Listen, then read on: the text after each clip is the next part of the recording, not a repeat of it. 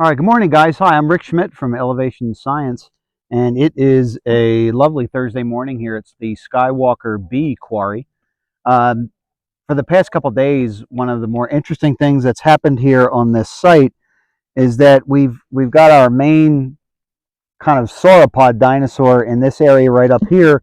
But as we started to move around the sides of it, we started to hit other bones that were obviously not a sauropod. They're actually from a theropod. They're from a carnivorous dinosaur, probably an Allosaurus. And we right kind of under here while I'm working, we had a whole pile of toes and foot components. So what was really cool is you rarely find something like that, and we took them all out yesterday, and we actually reassembled the foot to find out what bones we were still missing, and we only came up with two missing bones. We have one tarsal, like a knuckle, kind of in the middle of one of the toes, and then one other bone off to the side. So if it's an Allosaurus, and it most likely is, their stance, they would have three, they would kind of stand like this, where their tarsals, their toes would be more or less flat on the ground, and then their metatarsals up here would be really long, and then they would stand up high. And then there was a fourth one off to the side here that was a shorter limb that had like a dew claw on it. And all of the toes, all of the tarsals, those pieces and the claws are out of the ground. But if you look right here, you can see the metatarsals. So here's two of them. So there's one here. There's one right here. We were missing one, and I think that one was found yesterday right down in here. So I think that's our third big one.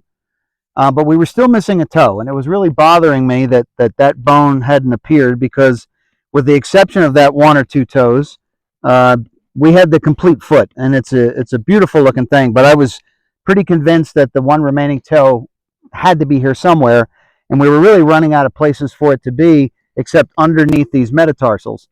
So as we work around bones like this, and we're getting ready to put a jacket on this today, what we have to do is trench underneath it so that we can put a nice cover on top of it and kind of pinch it, and then we would flip it later. And sure enough, exactly where I thought it was, this right here is our missing toe bone.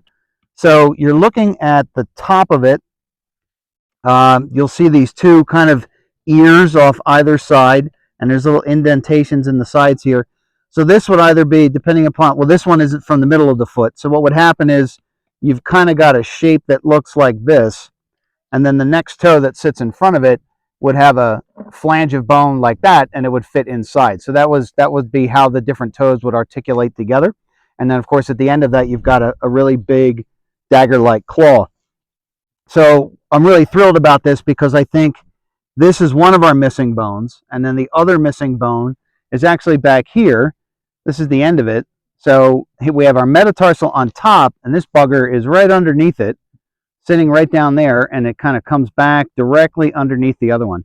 So initially what I thought was only going to be removal of one bone is now going to be a removal of three.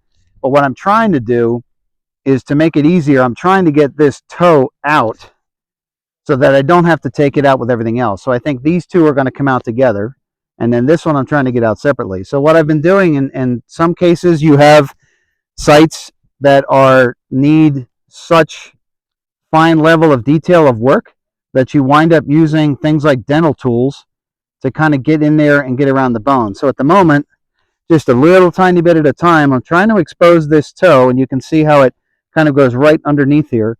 But I'm trying to get enough of it so I can just pluck it right out without damaging the bone on top. So what was originally supposed to be a fairly quick trenching job has now turned into something much more complicated, but at the same time much more exciting, because I think that this means that we now have every single bone of this carnivorous dinosaur's left foot. And we're going to try, back in the classroom, we're back in the lab, we're going to try and get these bones back together and reconstruct this foot.